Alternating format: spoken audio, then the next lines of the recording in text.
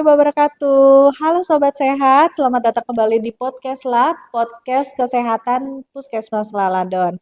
Episode kali ini kita akan membahas topik yang sangat penting, khususnya bagi para lansia dan keluarga yang merawat lansia, yaitu pola gizi seimbang bagi lansia.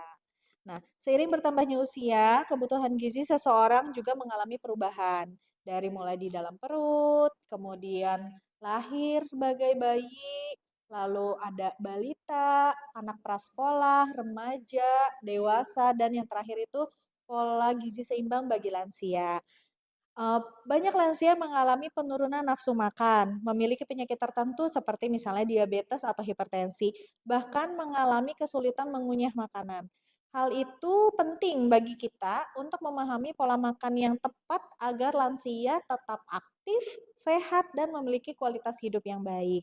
Untuk membahas hal tersebut, sudah hadir bersama kita Bapak Kamaludin SGZ Ya, sebagai penanggung jawab program gizi atau nutrisionis di Puskesmas Laladon. Selamat datang Bapak terima Kamal. kasih untuk undangannya Ya, dan berbagi informasi kepada masyarakat melalui podcast saya ini.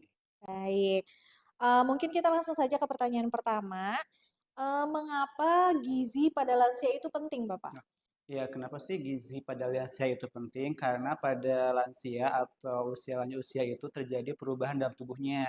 Misalkan perubahan pada penurunan metabolisme, terus masa ototnya berkurang, terus sama sistem pencernaannya juga itu mulai ada penurunan fungsinya. Terus akan timbul juga beberapa penyakit resiko kronis kayak gitu, sehingga diperlukan gizi seimbang pada lansia tersebut. Kayak gitu. Kalau untuk manfaatnya gimana? Manfaatnya sendiri dalam gizi seimbang itu yang pertama pastinya untuk menjaga kebugaran lansia tersebut ya. Terus untuk meningkatkan juga masa ototnya karena kan beberapa tadi seperti saya bilang ada penurunan masa otot. Terus dalam sistem pencernaan juga itu ada beberapa makanan yang memang yang berfungsi untuk membantu sistem pencernaan pada lansia. Selain itu juga adalah untuk membantu nih apa lansia itu tetap aktif karena mungkin ada beberapa lansia nih kadang suka Hmm, udah mulai capek udah seperti apa ya, sehingga nah adanya gizi seimbang ini adalah untuk membantu salah satunya untuk membantu si lansia ini tetap aktif seperti itu. baik. Jadi tadi ya, kenapa sih gizi lansia ini tuh penting? Karena ada penurunan Iya organ, jadi betul. mungkin kondisinya baru jalan sedikit udah capek, udah sakit kakinya dan lain-lain.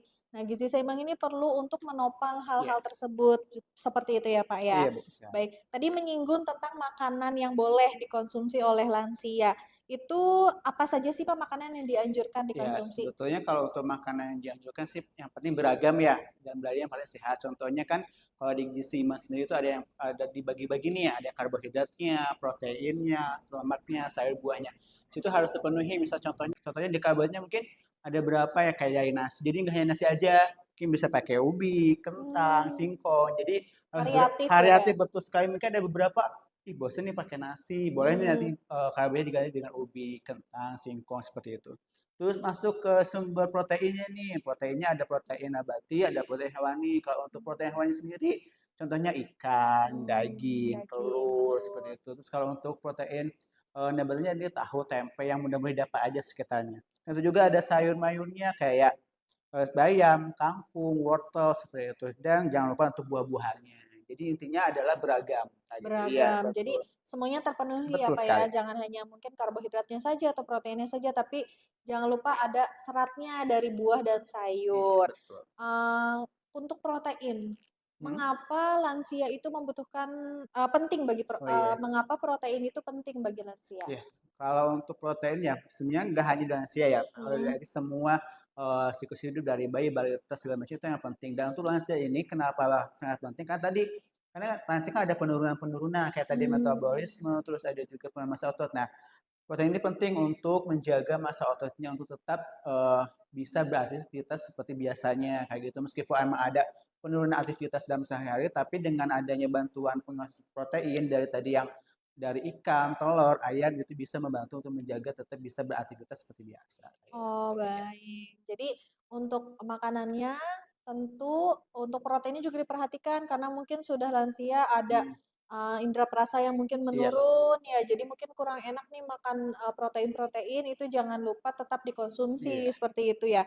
Nah, tadi makanan yang dianjurkan. Nah, sekarang untuk makanan yang dibatasi Mm-mm. untuk lansia itu apa Oh, saja oke, biasanya? jadi makanan yang dibatasi sendiri itu sebenarnya lebih ke makan makanan yang tinggi gula, tinggi garam. Karena ibaratnya untuk lansia ini kan cenderung banyak yang ibaratnya menderita kayak penyakit-penyakit yang tidak menular. Contohnya kayak Oh hipertensi, DM. ya. Jadi harapannya untuk kayak makan makanan manis, minum minuman yang manis yang berlebihan ya. Tapi ya kalau untuk Mm-mm. manis-manis yang biasa itu masih boleh. Tapi Mm-mm. kalau untuk saya berlebihan, terus yang asin-asin, yang berlama itu harusnya dibatasi kayak gitu. Baik.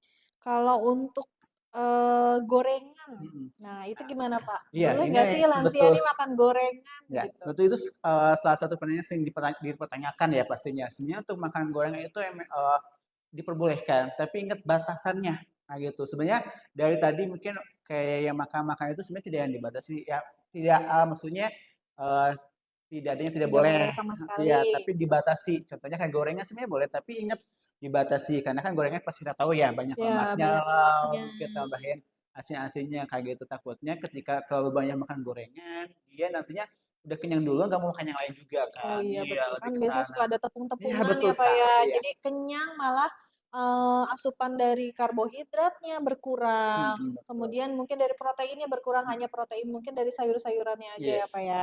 Baik, kalau untuk kebutuhan kalori bagi lansia itu gimana Pak? Sebenarnya kalau Berapa banyak untuk kebutuhannya? kebutuhan lansia sendiri itu sebenarnya sekitar 1.200-an sampai 1.500-an kayak gitu. Karena kan ibaratnya kita lihat kembali ke aktivitas fisiknya. Jadi kalau Hmm, aktivitas fisiknya cukup masih misalkan kayak kalau lansia muda atau ibaratnya lansia masih antara usianya sekitar baru masuk 60-an kan ibaratnya mm-mm. masih kalau kita bilang masih kuat lah Masih ada aktivitas itu aktif bisa kita mungkin bisa nyampe 1.800-an. Tapi kalau udah mungkin dia cuma kegiatan sehari-harinya lebih ke duduk lah atau cuma rebahan lebih keringan gitu dia mm-mm. pengen 1.200 1.300 karena kalau ketika kalorinya berlebihan takutnya menumpuk karena tidak digunakan dalam tubuhnya mahan akan menimbulkan penyakit yang lain seperti Oh, itu. seperti itu. Jadi Iya, makan terlalu banyak untuk aktivitas yang sedikit juga itu iya tidak baik ya, betul. Pak ya. Baik, karena kan mungkin lansia ini kan memang aktivitasnya terbatasi gitu ya.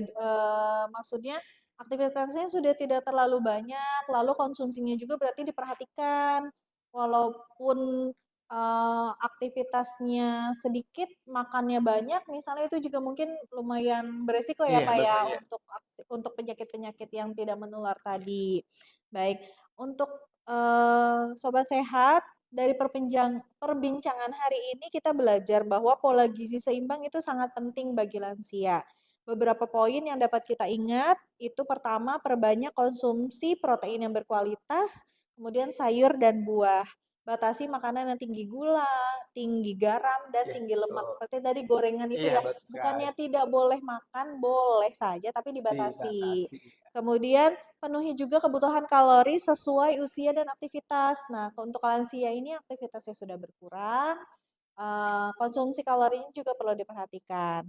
Kemudian ada minum air putih ya Pak Iya ya, betul. minum air putih cukup setiap hari. Dan yang terakhir, tetap lakukan pemeriksaan kesehatan secara rutin. Terkait tadi ada penyakit-penyakit yang tidak menular juga ya, karena resiko sudah lansia itu kondisi organ juga menurun. Terima kasih kepada Bapak Iya sama-sama. Kamaludin atas informasi yang sangat bermanfaat. Sahabat sehat, jangan lupa untuk menjaga pola makan bagi orang tua dan anggota keluarga yang lansia agar tetap sehat dan bahagia di usia senja.